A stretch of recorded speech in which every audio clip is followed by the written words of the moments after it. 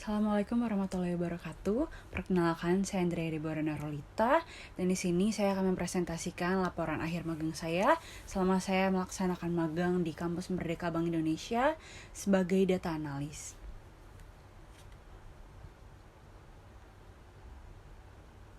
Ini merupakan hal-hal yang akan saya bahas. Ada profil perusahaan, lalu ada riset yang saya kerjakan yang berisi latar belakang, tujuan, metodologi, dan selanjutnya ada relevansi perkuliahan, lalu ada lesson learned, dan yang terakhir ada saran.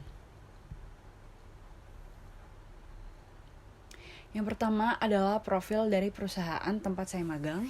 Yang pertama adalah Bank Indonesia. Bank Indonesia adalah Bank Sentral Republik Indonesia. Sebagai bank sentral, Bank Indonesia memiliki peran kunci dalam menjaga stabilitas nilai mata uang rupiah, mengatur dan menjaga kelancaran sistem pembayaran, serta menjaga stabilitas sektor keuangan di Indonesia. Visi dari Bank Indonesia adalah menjadi bank sentral digital terdepan dengan tata kelola kuat yang berkontribusi nyata terhadap perekonomian nasional dan terbaik di antara negara emerging markets untuk Indonesia maju.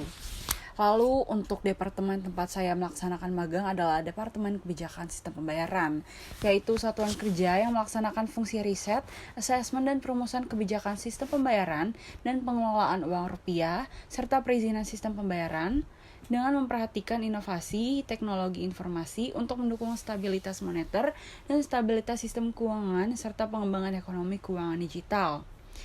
Visi dari organisasi Departemen Kebijakan Sistem Pembayaran yaitu menjadi satuan kerja yang kredibel dalam merumuskan kebijakan sistem pembayaran dan pengelolaan uang rupiah atau SPPUR yang mendukung pengembangan ekonomi keuangan digital dan berkontribusi nyata dalam perekonomian nasional. Selanjutnya, ini merupakan hal-hal yang saya kerjakan selama magang di Bank Indonesia, terutama di DKSP, yaitu Departemen Kebijakan Sistem Pembayaran. Riset utama saya adalah penerapan ISO 20022 dalam BI-RTGS Gen 3. Jadi riset ini didasarkan oleh tren digitalisasi yang semakin berkembang dan juga sebagai perwujudan Bank Indonesia terhadap transformasi kebijakan Bank Indonesia dan amanat dari BSPI 2025 terkait digitalisasi SPBI serta penguatan FMI dan juga Bank Indonesia sebagai perwujudannya akan mengembangkan BI-RTGS Gen 2 menjadi BI-RTGS Gen 3 yang di dalamnya terdapat pembaruan dari ISO 15022 ke ISO 20022. Tujuan dari riset yang saya lakukan ini adalah yang pertama mengidentifikasi alasan dan perlunya urgensi penerapan ISO 20022 di BI-RTGS Gen 3 dan juga menguraikan rencana penerapan ISO 20022 yang paling cocok di BI-RTGS. Hal lain yang saya kerjakan selama saya magang juga adalah melakukan mini riset untuk judul Offshore Clearing and Settlement of Renminbi dan juga melaksanakan data analisis untuk nowcasting GDP kuartal keempat yang bersifat rahasia. Selanjutnya adalah metodologi yang saya lakukan. Di sini saya akan membahas dua. Yang pertama adalah riset saya. Untuk riset saya menggunakan metodologi literatur review, di mana pendekatan penelitian melibatkan pengumpulan, penilaian, dan sintesis literatur yang relevan dan terkait dengan topik penelitian tertentu. Tahapan yang saya lakukan, yang pertama identifikasi rumusan masalah penelitian, yang kedua pencarian dan seleksi literatur, yang ketiga analisis literatur, dan yang paling terakhir penulisan kajian. Lalu untuk data analisis yang saya lakukan, yang pertama saya melakukan pembelajaran terhadap data analisis untuk nowcasting di GDP kuartal keempat, dan tahapan yang saya lakukan adalah wrangling, pre-processing, modeling, dan yang terakhir visualization. Untuk relevansi dari hal-hal yang saya kerjakan dengan perkuliahan, yang pertama dari riset adalah mata kuliah yang relevan dengan pekerjaan dari saya adalah gabungan dari arsitektur dan dari mata kuliah arsitektur dan pemrograman aplikasi perusahaan atau APAP, manajemen layanan TI atau MLTI, dan yang terakhir adalah metodologi penelitian dan penulisan ilmiah atau MPPI. Mata kuliah APA memberikan wawasan mengenai sintaks seperti XML dan JSON karena sering digunakan dalam proses pengerjaan lab dan tugas akhir di mata kuliah tersebut. Untuk mata kuliah MLTI, saya mendapatkan wawasan mengenai ISO, dan yang terakhir untuk mata kuliah MPPI, saya mendapatkan wawasan mengenai penulisan riset yang baik dan benar. Lalu untuk data analisis,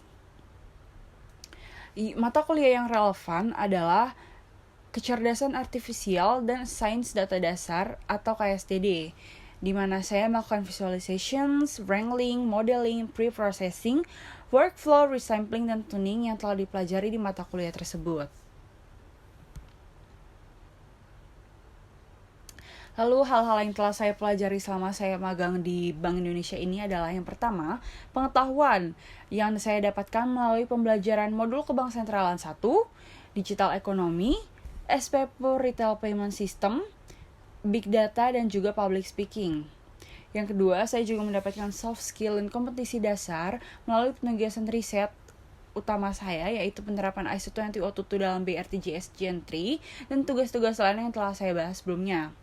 Lalu soft skill dan kompetensi lain yang saya dapatkan melalui keterlibatan dalam proses pengembangan BI RTGS Gen 3, terutama dalam penerapan ISO 20022. Saya diikut sertakan dalam beberapa rapat dan juga saya berdiskusi dengan mentor dan buddy saya secara rutin. Yang paling terakhir, lesson yang saya dapatkan adalah technical skill yang saya dapatkan melalui pengerjaan data analisis di KSP berdasarkan salah satu kasus nyata yang dikerjakan oleh salah satu buddy saya yang menggunakan bahasa pemrograman R. Yang paling terakhir, saran yang saya bisa berikan untuk Kampus Merdeka Bank Indonesia terutama adalah memberikan work code yang sesuai dengan role yang tertulis ketika melamar ke Bank Indonesia atau ketika mahasiswa melamar ke perusahaan lainnya. Sekian presentasi dari saya, mohon maaf apabila terdapat kesalahan atau kekurangan di dalamnya. Terima kasih.